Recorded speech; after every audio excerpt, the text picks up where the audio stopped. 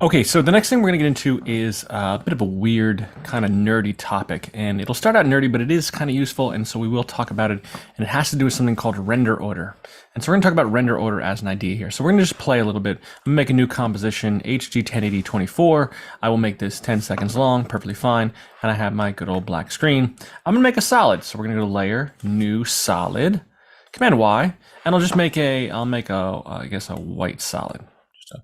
Generic white solid here, and we'll just have this in the solid here, and I'm going to use my good old effect Fractal Noise. So that's under Noise, but I can just search right here Fractal Noise, and I'll bring in my Fractal Noise effect. And so at the Fractal Noise effect, I'm going to contrast this up really big, a lot of contrast, and then I'm going to take the transform, and I'm going to go to under the transform, go to the scale, and this is not the scale of the layer, that's here. Scale down the layer, undo. I want to just scale down the noise to make the noise really small, something like 3 or something. There's like a 2 or 3 there. So I have a little bit of noise there, maybe even just 2. There we go, a little bit of noise there. But here's the fun thing, if I contrast this up really, really high, and then I say take the brightness and bring the brightness down just till about there, I can make stars. So I can make outer space kind of stars. Maybe I'll make the scale 3. I think 3 is better. A little bit bigger there, a little bit contrasted up. Again, just kind of play. And so I have stars. So we'll just make this a stars layer here. I'll just have this as a stars layer. Great. I have this other layer here that I want to bring in. This is a map of the Earth. So it's just a big map of the Earth, gigantic map of the Earth. And then we'll go in here and I'll use an effect that I really like called CC Sphere. And so this is the CC sphere effect. And I'll put this on the map layer and it turns it into a sphere. And then we have a little planet.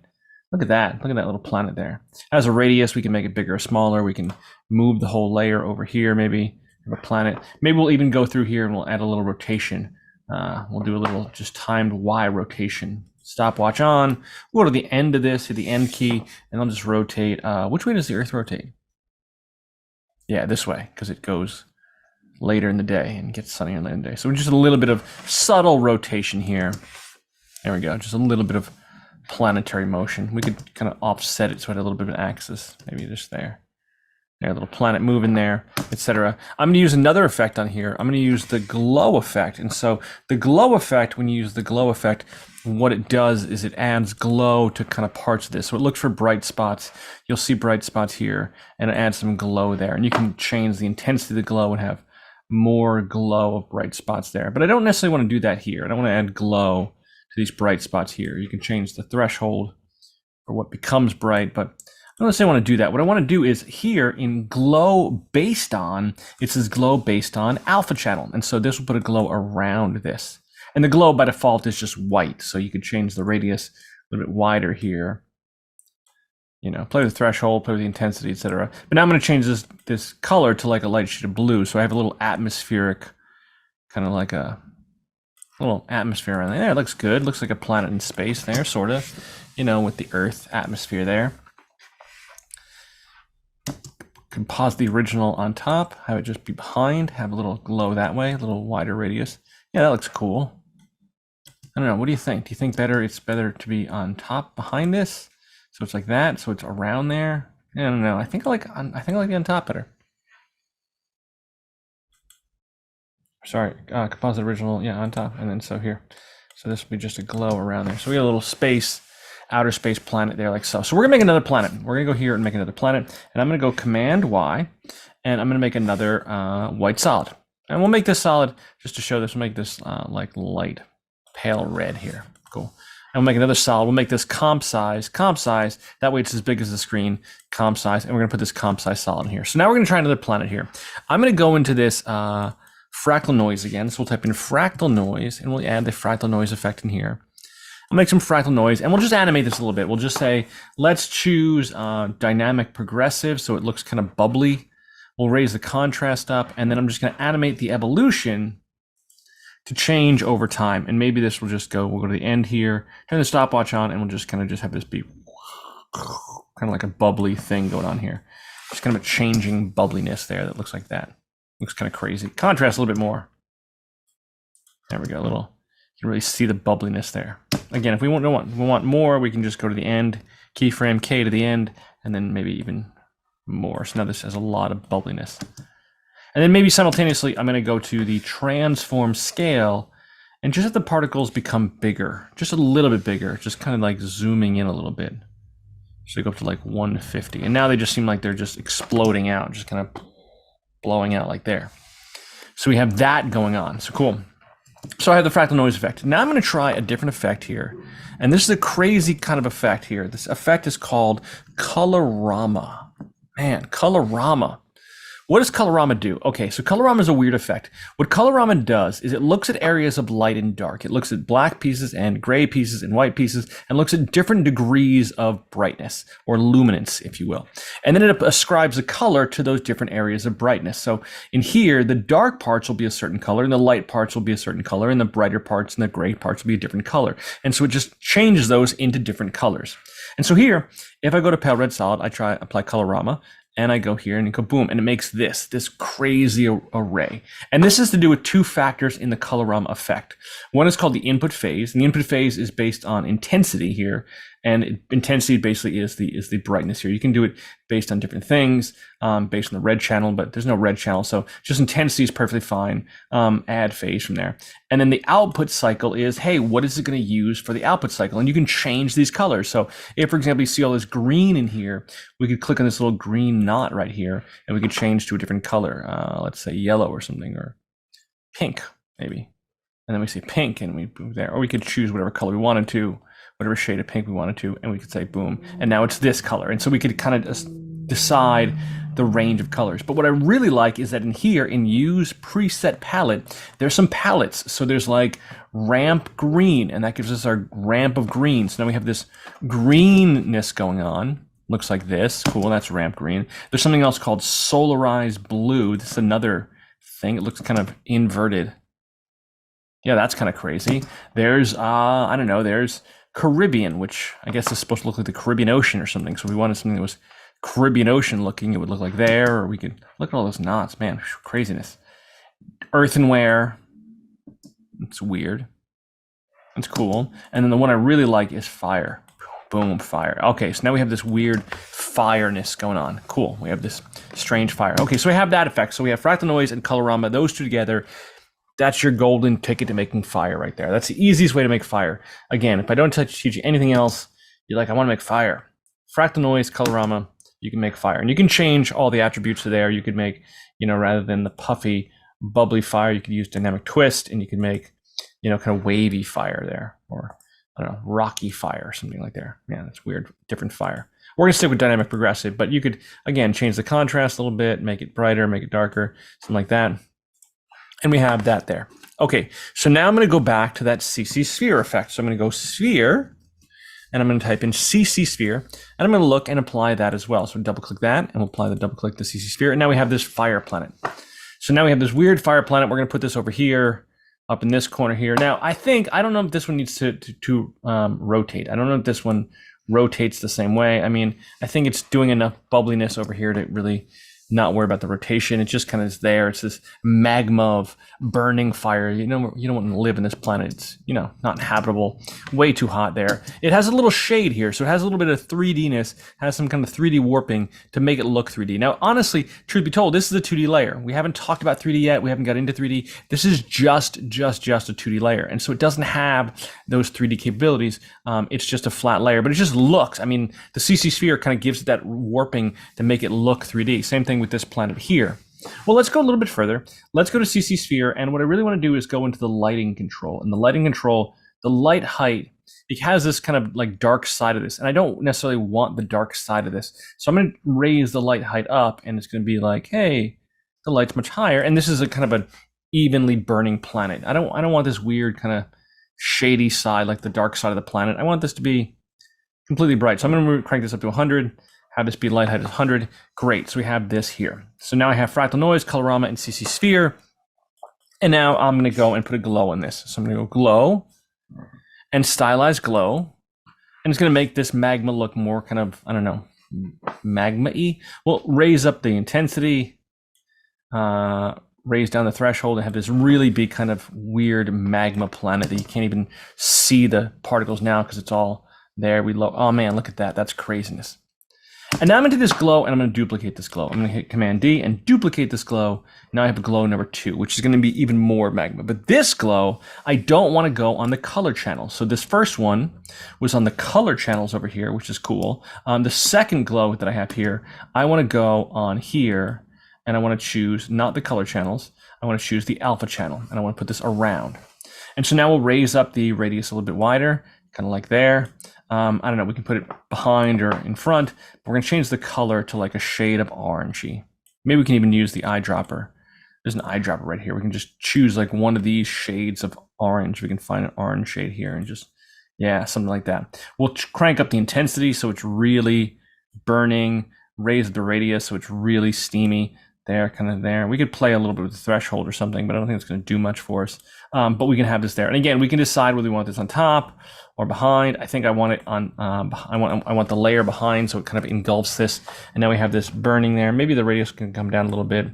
Intensity can come down a little bit, just so it's an atmosphere of smoke. We could add some other stuff to this and make this whatever it is. But we have this, you know, outer space scene here, these two planets here in this outer space here, like so. And so we made this effect, we made this kind of thing. And this is just from, you know, internal effects inside of After Effects. We didn't bring in, well, we brought in the Earth map, but beyond that, man, we just made really simple. It looks like a Star Wars movie or something. Kind of a low-end Star Wars movie, but you know, you get the idea. We made something. We made something, we could play around with it, we could do some stuff. And this is just kind of fake, you know, spheres there. Fake spheres, fake planets. They're like so. But I really want to talk about this. Well, I wanted to do two things. I wanted to show off how cool I was. I totally stole this. But I really want to show off how cool I was. But I also wanted to talk about this idea of this planet. So let's, you know, stop all the coolness. We'll get rid of this, the Earth, and we'll get rid of this, the things. And we're going to talk about this planet here. And I want to talk about this planet as an idea. I want to talk about how this was made. So let's talk about step by step how this was made. We're going to call this Fire Planet. So let's talk about how Fire Planet was made and how Fire Planet was built. And so, okay, so I started with a solid, a whitish, pale red solid, whitish solid. Then I added Fractal Noise. Then after adding Fractal Noise, I added Colorama and I changed the Colorama. That's step 2, or maybe step 3, I don't know. And then I put this into a sphere, and I put the sphere and I put a sphere around. And then I added the glow, and then I added the glow around it. This order of doing this, then this, then this, then this, then this, then this. This is render order. And render order means the order in which After Effects decides it's going to process something, the order in which it's going to do what it does. And so that has something to do with what's called render order. And it matters. And why does it matter? Well, if you did this out of order and you did some other order, you might mess things up, and maybe not for a bad way, maybe just for something different. Like say, for example, I put Colorama before Fractal Noise. So I'm going to grab Colorama and just drag it up here and put it before Fractal Noise. It does this. And you're like, oh, where's my Colorama? Well, remember what Colorama was doing. Colorama was colorizing the fractal particles. And so we had this layer, fractal particles, and then Colorama was saying, hey, take these light and dark parts and apply color to them. Well, if you do Colorama before Fractal Noise just writes over stuff. It just says, hey, we colorize this, but what did we colorize? Well, let's take a look. We have this mostly white solid. We colorize it, we do this. We turn it kind of orangey yellow. And then Fractal Noise doesn't care. Fractal Noise says, cool, I'm really happy for you. You changed this mostly orange yellow. I'm just gonna paint over this with a whole bunch of noise particles. And you can do this to any layer. Like, for example, if I had the Earth here, and I said, take the Earth here, you know, without any of these effects here, and I just put Fractal Noise over this Earth, it doesn't matter that there's an Earth image here. Fractal Noise says, I don't care. I'm gonna turn this into particles. I'm gonna turn this into noise. I'm gonna make this a bunch of noise. So for, you know, it just takes this and says, sorry, I'm doing that. And that's part of the game. That said, we'll turn that back off, the Earth, and we'll go back to this Fire Planet. And so this Fire Planet here, we added in the Fractal Noise first, and then we did the Colorama. And because we did it, we get this result. And this is the result we're looking for. Then we put it into a sphere, and we make a sphere out of this. Then we put a glow on it, and we put a glow around it. Now, what would happen, hypothetically, if we were to put glow number 2 before CC sphere? Well, glow number 2 glowed around the alpha channel. Sorry, let me just look down. So let's look at this some more. And so the idea of putting the glow before the CC sphere, well, the CC sphere was the thing being used to cut out this. And so glow number 2 is based on the alpha channel. What defines the alpha channel? Well, CC sphere defines the alpha channel, but now that it's cutting out CC sphere beforehand, what it's actually doing is it's putting the glow on the edge of the solid. And that doesn't do what we want it to do. If we do CC sphere, then that cuts this out into a round, circular, spherical shape. So glow 2 has to be after glow number 1. Otherwise, this alpha channel isn't defined by the CC sphere. It's kind of a weird thing to think about, but it's something that you do have to think about. Even if we put glow number 1 after glow number 2, glow number 1 glows this alpha channel, which makes it look like there, which is not what I wanted. I wanted this to look kind of soft and feathery on the edges, and this is not making it soft and feathery because it's coloring this in. And that's a problem. That's a challenge that we have. And so this order was the order I want to get this kind of effect. If I change other things, if I put the glow before the Colorama, I don't know, it'll do something different, not what I want it to do. If I put it before different things, I change the order, you'll see different changes of how this thing looks. So the order matters, the order in which you do things. And it's simple enough where you can just click and drag and change the order of these things in a row. But it works top down. So it does Fire Planet first, the white solid first, then Fractal Noise, then Colorama, then CC Sphere, then glow number 2. And this is how it conceives of this. This is how it works through this and conceives of what it's doing in terms of making this shape. Okay, so let's play some more. Let's play some more ideas. I'm gonna get rid of glow number 2, and I'm gonna get rid of glow, and I'm gonna get rid of CC sphere, and we have this fire. We have this bubbling thing of fire, and I wanna show you an idea here. I'm just gonna go to the fire planet, hit P for position, and just reset this position back here, and have this be centered. So we have this fire, and it's doing this. It looks like this. Okay, so now I have this little movement of fire here, and now I decide I want to make like a weird stream of fire. Maybe I go here to the fractal noise. I'll change the fractal noise to dynamic twist, and I have it like there. And maybe I'll even go to scale and turn off uniform scaling and scale the width a little bit more, so it's more like stretched out like there. And I have this kind of moving thing of fire, and maybe I'll even animate the offset turbulence so that it goes from here to here and it's a stream of fire, just kind of moving stream of fire.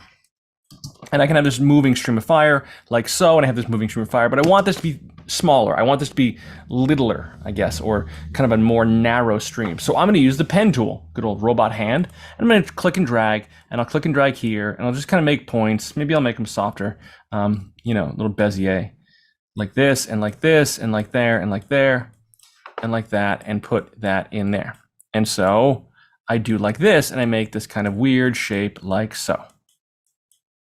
And now I have one stream of fire. And I make this stream of fire, and it looks like a stream of fire. There it is, little stream of fire. But I notice a problem, and the problem is that when I zoom in really close, it looks kind of cool. I guess it looks cool. But when I zoom in really close, I can see really stair-step edging. This is called aliasing. I can show this really hard edging here. And I go, man, this doesn't look real. It looks totally like a cutout. And it doesn't, what could I do to fix this? And so the fix is I could go here to Fire Planet, and I could say, let's hit the F key for feather, and I'll feather the mask. And when I do that, I feather the mask, and it does this. And that doesn't look any better. And let me feather it more, and it looks like that. And that doesn't look any better either. And I feather more, and I go, man, this is just not doing it. This is a nightmare. Like, this is not making it look any softer. I want this to look softer. And I did this one time, and I had a problem with this, and I was like, I don't know what this is doing wrong. And I honestly couldn't figure out what this was doing wrong, and it was doing a bunch of stuff wrong, and it just didn't work. It just didn't work the way I wanted it to, and it looked jerky, and I was like, man, this doesn't work. It's not feathering. What's the problem? And so I was just, I don't know, I was really sad. But here's what I figured out. Okay, so let's take a look at this layer here. So we're gonna look at the Fire Planet, and this is render order. Okay, inside of After Effects, it does the masks before it does the effects. So it does masks, then it does effects, it does it in that order. So masks first, then it does effects. And so let's talk about what's happening here. Let's turn off effects. So we'll switch to switches and we'll turn off the effects here. And now we have this. And if I look at this, just the white solid, right? Just the white solid. We'll even do it this way. We'll turn the effects back on. I'm going to turn off the Colorama and the Fractal Noise. If I look at the white solid, man, look at that feathered edge. It's a really nice feathered edge. And this is the edge that I want. I want the nice feathered edge. But the problem that occurs is when I do this, when I do Fractal Noise here, it puts Fractal Noise. And look, okay, so I still have a soft edge. But remember what Colorama does. Colorama looks at areas of light and dark. It looks at different areas of light and dark, and it says, oh, I have different areas of light and dark, and I'm going to change those to colors. I'm not going to show them as areas of light and dark. So dark spots become a certain color, and bright white spots become a different color. And this, the feathered edge, it just colors those in. It just colors those in like a little kid coloring in a coloring book. It just says, hey, I don't know what this is, but this is just color. And so it's there, and then it changes it to that, which is, again, not soft, not cool, not what I want. Now, there's another way to fix this, but I'm talking about this as an idea. And so this is not working the way I want it to work. So here, inside the Fire Planet, I have the Fire Planet. It's doing the mask. We're going to call this, we're going to rename this Stream of Fire. Stream of Fire. Cool.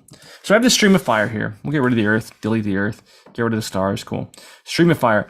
And so I'm going to take this, and the problem is it's doing the mask first. It's doing the mask first and then applying the effects on top of the mask. And I don't want that. I want to take the effects and apply the effects first and do the mask second. So simply enough, I can grab the masks and drag it underneath the effects. Except that doesn't work. Maybe if I drag the effects up above the masks, nope, that doesn't work either. And here's the truth. Honestly, After Effects is designed a certain way. It's designed to do the masks first and then affect what's being masked out. Colorama's just being a jerk. It just is. It's just being a jerk. It's just doing what you tell it to do, but it's doing it wrong.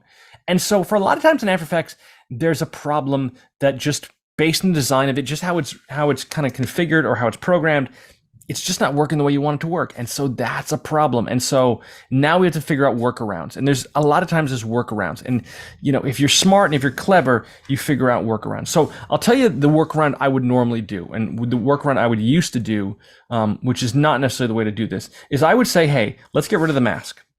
Now we're gonna get rid of the mask and we're gonna go back to this wall of fire. Now we have this big, gigantic, you know, full screen wall of fire here.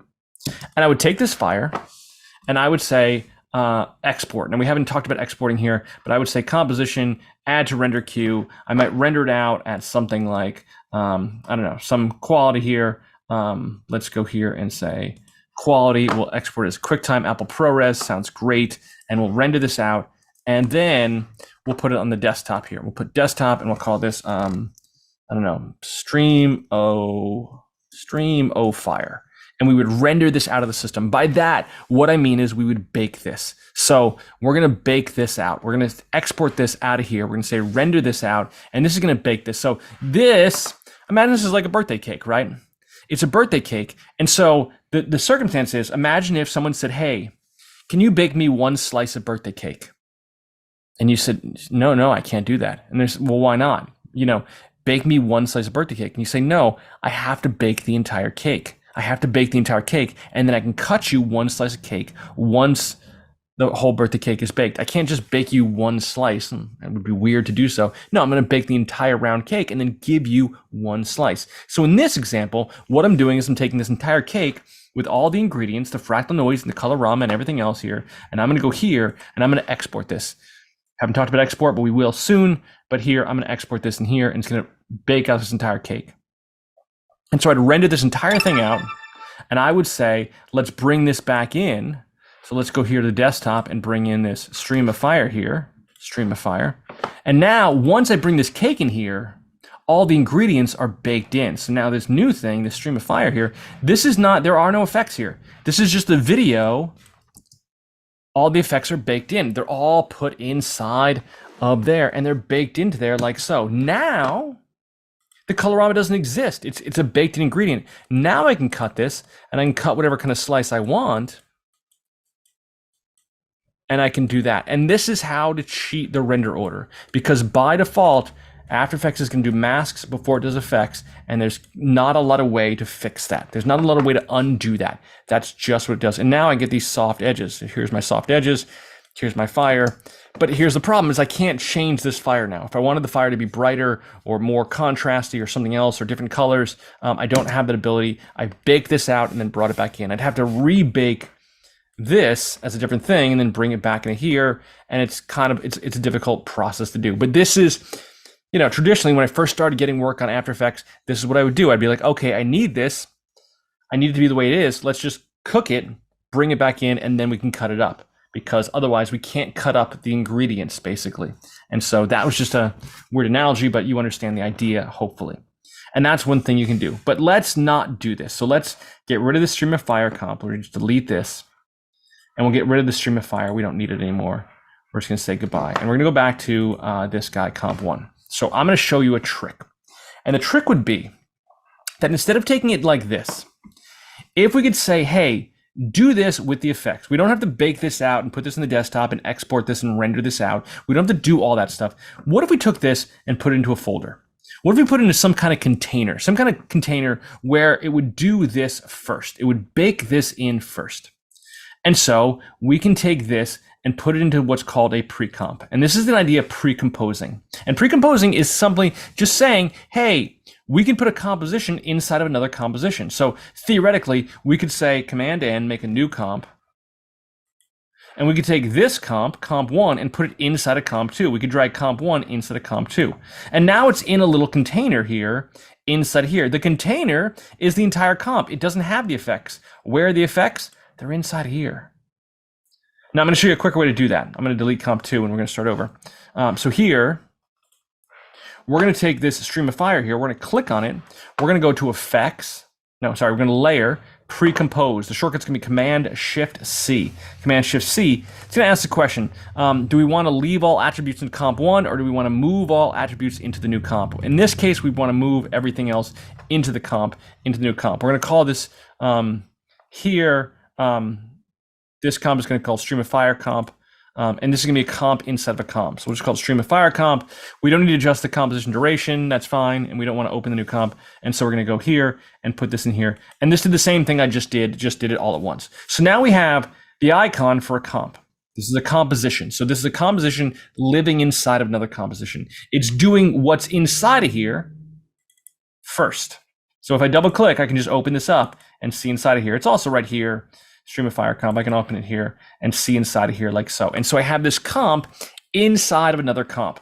And now I can take this, again, this is the comp itself. This is the container. The container doesn't have any effects. Where are the effects? The effects are inside.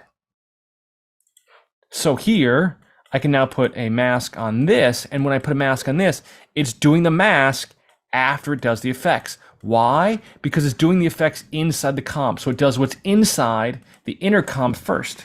F for feather, and now I get this. And I don't have to bake this out of here. I can get the feather. And the reason being is it does inside of here before it does this. I have cheated render order. I've cheated the order in which it does things by making this comp inside a comp, what's called a pre-comp, or a composition inside of a composition, a precomposing, if you will. And so by that trick, I can avoid, you know, all kinds of mistakes. Now you say, hey, but why will I ever have to know this? Why will this ever be important to me? Will I ever use this kind of stuff? Precomposing is used all the time. Well, for one, it's used just for organizing stuff. If you have like 100 layers and you say, hey, the first, 20 layers is the first minute of something I'm doing, highlight them all, grab a whole bunch of them and then put them in a pre-comp. Just hit Command-Shift-C and put them in a pre-comp and build them that way. But also, more importantly, pre-comping is used all the time to do effects. It is a way to work with effects. I'll give you a different example here. So there's an effect here. We're going to go here and I'm going to bring in a layer here of, let's bring in this fire layer. We'll try this here. Yeah, we'll bring this fire layer here. So we have this fire here, like so. I'm gonna bring this fire layer and we're gonna look at this fire layer. Okay, so we have this fire layer here and it's looking at this fire here. Okay, there's an effect that I really like. Actually, we'll bring in something a little bit simpler. We're gonna bring in something simpler. I'm gonna grab something like in here, in blending, I'm going to bring in something that doesn't move as much. We're going to bring in grass. And so we're going to bring in this grass layer and with this grass layer, just so you can see this a little bit better. So this is grass layer. And so there's an effect in here, effect, distort, displacement map. And let me explain how displacement map works. Displacement map looks at different levels of different things and says, hey, like for the horizontal displacement, we're going to displace based on the luminance. And for the vertical displacement, we're going to displace based on the luminance. And then it has the max horizontal displacement, and it says displace. And then the vertical displacement says displace. And you can create this weird looking kind of displacement of this layer. So we kind of just displaced this layer and made this kind of look noisy, if you will. It looks kind of weird and grainy, and you can crank this up more. So it's using the levels of brightness in this image to displace it based on there. And that's kind of cool to use that, to use the luminance there. But that's not the real power of the displacement map. The real power of the displacement map is that you could take a layer, like say, for example, you could take William Shatner here, and you could say, oh, William Shatner here. Now we're going to use William Shatner. I'm going to put William Shatner underneath it. Here's William Shatner. I'm going to put William Shatner underneath it, and I'm going to take William Shatner. And with the displacement map, you can go to effects controls, and it says displacement map layer. And by default, it's using grass. It's using grass as it is for the displacement. But we can switch the displacement to William Shatner. And now we'll displace based on William Shatner. So then we have this weird displacement that you can sort of see based on William Shatner.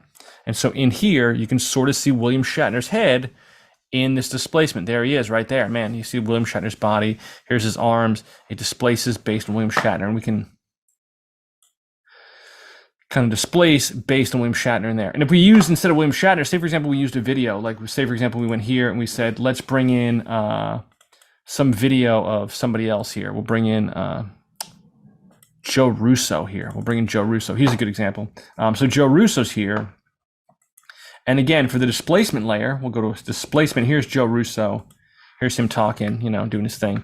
Here's Joe Russo. He looks like this. And so with this, we can say for the grass layer, we'll have the grass displacement be based on Joe Russo. And now, we'll wrap the pixels around. Now what we have here, kind of scale this up a little bit. Zoom in a little bit. Now we have here is we have this displacement that looks like Joe Russo. So you can see Joe Russo's mouth moving. Man, look at that.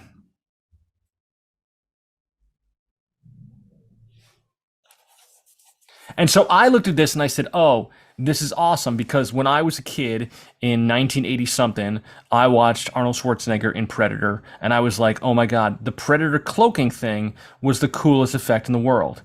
And the new Prey movie just came out, and I was like, oh man, do the cloaking thing. And the cloaking thing, you know, I guess if you're younger than I am, I guess you can say that the Harry Potter cloaking, the cloak of invisibility or whatever it was, but the cloaking technique made it look like the Predator was in the scene, but he wasn't there. And I was like, oh man, this is really cool. You can make this kind of, this is how they do it. They do it with the displacement map. So they're displacing pixels based on something else, and they're displacing the foreground pixels. And as long as you have video, man, you could do this and probably do a better job than me, but you could displace based on different values or something else, and see we could displace this and get kind of whatever it may be and get kind of weird displacement there. And you could probably double this up and get a weird looking displacement. And then, you know, maybe you can even do like a duplicate. Hold on, if we duplicate Joe Russo and have Joe Russo above, then we could do like a Joe Russo, some kind of an effect where like it would be like, I don't know, Joe Russo would show up in the scene. Anyway, but I thought that was really cool that we could do the Predator thing. And I was like, awesome.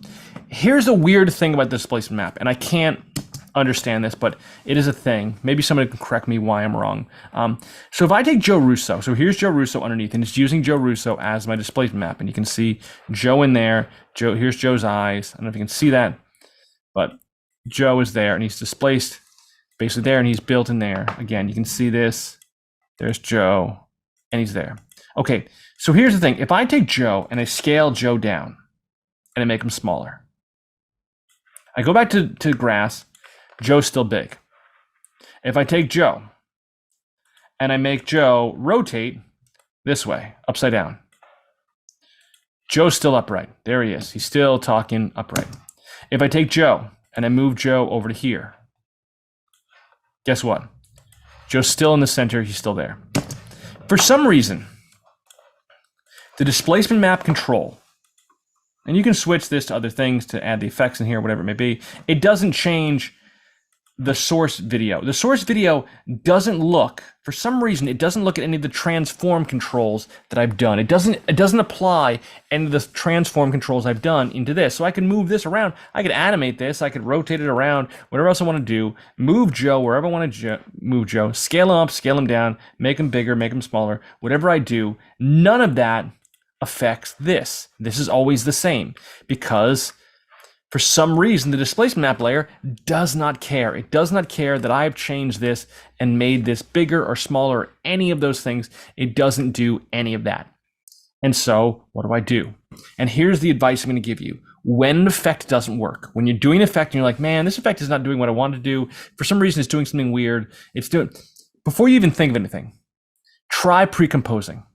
Try precomposing. Now in this one, and sometimes I don't know. Sometimes I don't know why precomposing works because I haven't figured out the relationship with the effect and haven't thought about all the kind of, nuts and bolts of how the effect works, and I haven't figured out the whole render process. But a lot of times, cheating render order is what you want to do. And so by cheating render order, you can say, okay, cool. I'm going to take Joe Russo. I'm going to hit Command-Shift-C for precompose, move all the attributes in the new comp. This is 9 times out of 10 probably what you want to do. Move all the attributes into the new comp and say boom. And now Joe Russo's over here, which is where he is. And the reason why is because now it's looking at this. This is the comp. So it's looking at this as a comp. And so in here, I haven't changed any of the transform properties of the comp. I've changed the transform properties of the thing inside the comp. And so now Joe Russo's over here. So now you see him kind of in this corner. If I take Joe Russo and I move him over here, hop back to this comp, and now I've moved him over to here. I have to do that with the displacement map. If I want to, again, go back to here to Joe Russo and have this here, I can go inside here and I can say rotate him to face this way. Now when I go back to this comp, he's now rotated this way. And now I'm seeing him here, here, now he's here. As opposed to if I grab him and move him over here and rotate him, what I'm doing here, now it's affected inside of here. This is precomposing. There'll be a lot of circumstances where you're like, I don't know why this is doing this. Sometimes I encounter an effect and I'm trying to do something and I'm like, this isn't working the way I want to do it. You know what? I don't even know what I'm doing. Let's try precomposing. Command-Shift-C, always a good way. Sometimes students will ask me questions about like, how come this effect isn't working? And sometimes I won't even think about it. I'll just say, hey, have you tried precomposing it? And I'm like, cool, that fixed it. Don't even know why. Don't even know what it's doing. But I'm working inside of here to fix this here. This is for a lot of effects. So there's a lot of effects that will do kind of the same thing. Compound blur might work the same way. I had to test it out. But yeah, I believe compound blur works the same way. If you want to rather displace it, if you want to blur it, there's an effect here called, we can do this really quickly. We'll see. We'll figure it out. So there's an effect here called compound blur effect, blur and sharpen, and there's one called compound blur. And compound blur picks a layer to blur with. So you can blur with Joe Russo, and you can blur Joe Russo. And now Joe Russo's here. And so now it's blurred based on Joe Russo. So this is different than the displacement map. It's not displacing pixels. It's just blurring based on Joe Russo. Looks at the brightness of Joe Russo. So it's a simpler effect. But again, if I move Joe Russo over here, now my blur is over here. And so we work in one layer there. What this is like as an idea, just as a weird, nerdy idea, you might be familiar with something called Pemdas. And so if you ever took a math class, you might remember something called Pemdas, which is PEMDAS. And this is what's called order of operations, abbreviated sometimes. Please excuse my dear Aunt Sally. This is how you memorize it in algebra class, and so, or math class. And so if you have a math problem, say you have a math problem here, like 3 plus 2 times 4 equals, and you would do order of operations. So you do multiplication before you did the addition. So you do 2 times 4, which was 8, plus 3 is 11. And so you'd get 2 times 4, which is 8, which is the multiplication, and then you do the addition, and you get equals 11, right? And you get there. But if you went here and you said, hey, let's do this, 3 plus 2 parentheses times 4. What this is saying is we put this in parentheses. And so we do parentheses before we do exponents, before we do multiplication, division, addition, and subtraction. This is called order of operations. Now we have to do 3 plus 2 first. And so 3 plus 2 is 5 times 4 equals 20. And you get a different number because we did it inside of here. This inside of here, that's a pre-comp. That's how a pre-comp works. That's literally the idea of basically what a pre-comp is. It's putting it in parentheses. It's putting a little container that says, hey, do what's inside of here first, and then work out from there. And so you'll use pre-comps for all kinds of reasons, to all kinds of things inside of here. All right, so let me give another example here. One of the other reasons to do pre-comps, or one of the other reasons to play with pre-comps as an idea, is to make templates. We're gonna make a really bad template. It's gonna be a really cheap template from the get-go. So we're gonna go here, and I'm just gonna do, you know what I'm gonna do? I'm gonna stop, I'm gonna do a new project. We're gonna go here, new project, and we're gonna make a template project, new project. It's gonna ask us if we wanna save the project. Let's just say, forget everything, and we'll start over brand new. Okay, so here's what we're gonna do. We're gonna make a project here, and I'm gonna go into a new comp, make a new comp, and we're gonna call this comp 1, cool. And we'll call this main, let's see, caps lock, main comp. Yeah, cool. All right, so I'm gonna here, and I'm gonna play with some text. Now, we haven't played with text before, but I'm gonna play with some text, and I'm gonna write your name. I'll make this a little bit bigger. We'll go here, go into some text controls. We'll go to there. We'll talk about text later on, but we're just gonna make some text, and it says your name here. Great, looks like that. Fantastic. And we're gonna change the font. I don't know, maybe something bigger, impact or something. Cool, your name, great. So we have this saying your name right here. And so we're gonna take your name right there. And we're gonna take this, and we're gonna go here, and we're gonna go Command-Shift-C, and we're gonna move all this into this comp. And we're gonna say your name here, and we're gonna call this name source. So now we have two comps. We have a comp instead of a comp. We have main comp, and inside of there, we have name source. And so we have this comp here like so. Now we're gonna take this name, your name, and we're gonna add some fractal noise. So we'll go to effects controls here, effects and presets, and we're gonna go fractal noise, perfect. We're gonna say cool. And we're gonna make this there like so, a little contrast. We'll make this a little bit brighter or darker. Crank up the contrast a little bit more. Looks really cool. Maybe we'll use dynamic twist, and we'll evolve this over time. So it just kind of makes like this. Cool name. So now it's just animated, stopwatch is on for this, your name, and then we'll add in Colorama. So we'll go here to Colorama, and we go here, and then we do this, and we'll change the Colorama to something cooler like fire. There we go, output fire, cool. Now we have your name on fire. Okay. Okay, so now I have name source. I'm gonna hit Command-Shift-C. I'm gonna put this into another comp called fire name. So great. So now I have three comps now. I have main comp, name source, and then fire name. So inside name source is inside of fire name. Fire name is inside of main comp. So now I have main comp, fire name. Instead of fire name, I have name source. And it works basically this way. It works in this order here, like so. This is the order that you have. And so now I have main name here. Okay, I'm gonna take fire name. I'm gonna add an effect, stylize, and we're gonna choose stylize roughen edges. And we're gonna choose roughen edges and add some roughness. I'll choose roughen edges, and I'll choose type to be spiky. And we'll change the scale of the spikiness, change the border of the spikiness to be really spiky, maybe not that much, just a little bit spiky. I don't know how to do what I want to do. Edge sharpness, maybe we'll crank up the edge sharpness here and make a spiky looking name. So this makes the name have a weird spikiness to it. Cool. Again, I'm gonna go to this one, Command-Shift-C, and we're gonna call this spiky name. Or yeah, let's call this rough name. Rough name. And I'm gonna put this into another comp. So now, okay, so in main comp, I have rough name. In rough name, I have fire name. In fire name, I have name source. And so I have this broken out this way. I'm gonna take this, I'm gonna use, for example, I'm gonna use CC Sphere. And I'm gonna take CC Sphere, and I'm gonna put CC Sphere, and I'm gonna put, sorry, main comp, rough name, and put that inside of CC Sphere. So we're gonna make this rounded. I'm gonna take the, actually, I'm gonna go back to rough name. I'm gonna put rough name in the middle. Sorry, I'm not gonna do rough name in the middle. I'm gonna do name source in the middle. and I'm going to scale this up. Now, the trick being here is if I take this, I put this in the middle, and I scale this up, it's going to apply to this, and then to this, and then to this. So everything updates. So I'm going to take name source, make this name really, really big. Maybe center this so it's really, really big right here in the center. So it looks really, really big right in the center of the screen. Cool, right there. All right, so now this is really, really big, taking up basically the whole name of the screen.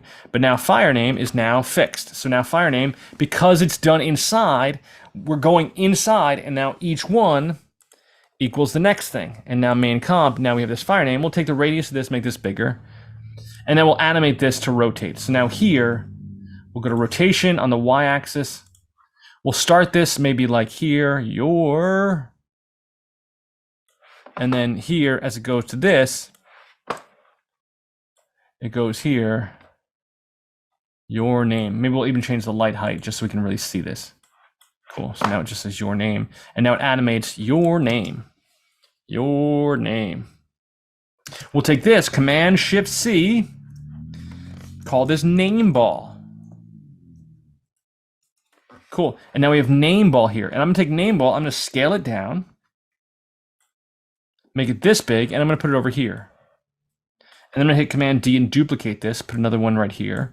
Command D, duplicate it, put another one right here. Command D, duplicate it, put another one right here. Command D, put another one right there. And now I have 5 of them. So now I have all 5 of these. I'll take all 5 of these,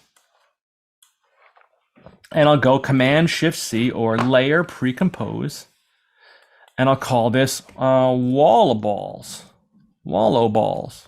Cool, so I have all this wall balls. So now inside the main comp, I have all these wall balls saying your name here. They're all doing your name here, and they all have your name here. If I want to change this name, so again, just to go through this, I'll show you the hierarchy here. In main comp, I have wall balls. In wall balls, I have name ball. In name ball, I have rough name.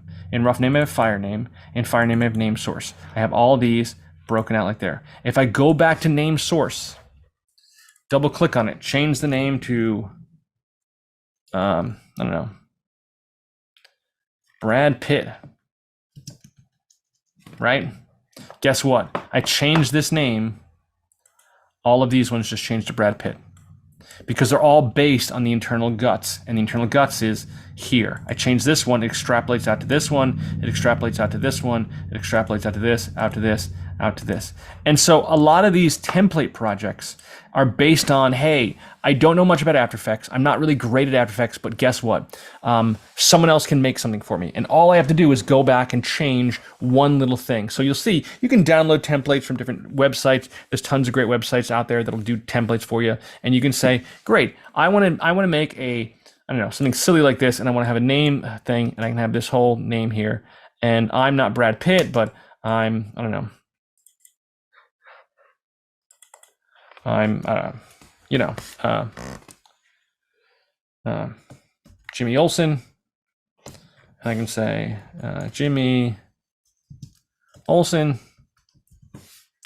and maybe I can make this a little smaller. And so I can take this, so let's go to text here, and make this a little bit smaller. And there, cool. And then now, back in here, I just export this, and now they all say Jimmy Olsen. A little hard to read, but you get the idea. And so that's the trick. The trick is to kind of work in that capacity there. And you can do this with pictures as well. So if I went to here, if I went to, at this level, I went here and I brought in, let's just bring in, for example, we'll go back to here, and we'll bring in William Shatner. And now I have William Shatner in this scene here. He's going to be behind, and William Shatner's going to be scaled up like this. And so there's William Shatner. And so cool, I have William Shatner there. But what I can do is say, I can right click and choose Precompose and say, and call this, we'll move all these attributes in here. Instead of calling this William Shatner comp, we'll call this behind photo, or let's call this photo source. So cool, so now this is photo source. So now in here is photo source. So here, I can close this and close this. Now all of these name balls now have William Shatner in this weird kind of spinning around William Shatner here. Here he is, look at him. Oh man, he looks totally weird. William Shatner, hey, I'm William Shatner, how's it going? And now he's all in these there. like so. And now if I don't want it to be William Shatner, you know, some people will go and make some templates I've seen will make a folder and say, change these things, right? Make it really easy for you. Change these things, and they'll have a folder here, and they say, hey, only change name source and photo source, and they'll put this in this folder here, and then they'll make another folder here called don't look behind the curtain. You know, maybe they won't call it that. And it'll take fire name and name ball and rough name and wall balls, and they'll put this in here, and then boom. And so this is the stuff you don't look at, but you can just change this stuff. You're like, oh, how do I change this? I don't want William Shatner here. I want a different photo here. And so you go here and you go to double click instead of photo source, and you, okay, this is William Shatner. So let's bring another picture in here. We'll go to right click and import a file. Cool. And we'll go here and we'll say, let's go into my effects folder, and we'll go into my effects folder and we'll grab the skeleton. And so instead of William Shatner, we'll grab the skeleton and we'll replace William Shatner with the skeleton. And I can actually just hold on the option key and click on William Shatner and drag the skeleton on top, and it puts the skeleton there. No, the skeleton's too big, so we'll scale down the skeleton. And maybe I'll use the effect just because I don't like the, I like the idea, but I want to go to the effect. I gotta figure out where it is. Effects. Let's do extract. Extract. Oh, it's a keying effect. That makes sense. An keying effect, extract, and we do keying based on luminance, and we cut this down here, and we cut this just to there. Now we have it just there. So we cut out the brightness, the white spots. We can soften a little bit. Cut it a little bit more. There we go. Now we just have this guy here. And so this is the photo source. And then we go back to main comp, and now it's not William Shatner, it's just there. So I change one thing, right? I only have to change the one thing, and it makes it really easy for me that I don't have to do any work. I just have to come up with the pictures, and I have to come to text, and I go, okay, we'll change this to name source, and we'll go in here and change this from Jimmy Olsen. Just double click on it and type in skeleton. And guess what? I only have to go back to main comp, and then it's updated because it's a file inside a file. So it's like parentheses inside of parentheses inside of parentheses inside of parentheses. You're doing the first one first, and then everything else works from there. And this is how they do a lot of templates. So if you're working with something and you want to make like some kind of graphic, or you're doing some kind of motion graphics, and you're like, hey, I want to use this all the time, but with different names, it's really sometimes really cool to pre-comp the name before you start doing anything with it. So before you do any animation to it or add any effects, just pre-comp it. That way you can just go back to the name, type a different name, new name, and then boom, this will update, export it, and you're golden. And so that kind of an idea. You'll see different templates on there. They're really kind of just for easy work for people to do. So if you're not necessarily, a visual effects artist or a motion graphic artist, you say, hey, I'm an editor, but I want to do some cool affect stuff. I'm going to download this template. I'm going to spend $20 on this template just because someone who's better at effects than me can make something really, really cool, and they want to do it. It's mostly pre-comps. It's mostly put into pre-comps to build this idea. So pre-comps, a couple good reasons. Well, 3 good reasons. 1, to organize your layers, because your layers are a mess and they're all over the place. And you find yourself when you have like 100 layers, you're scrolling for days. Never cool. Second reason to use pre-comps, to fix something wrong with an effect. Something wrong with the render order is doing some kind of effect, or some processing is doing a thing. Sometimes I don't know and I just do it anyway. That's reason number 2. And reason number 3, to make templates, or to make something that you can save, that you can adjust, and then it will extrapolate out to there. All right, that's all we're going to do for today. We're going to have a good time. You guys take care, and we will, make some cool stuff as we keep going. We'll keep playing, and we'll keep learning, okay? See you guys later.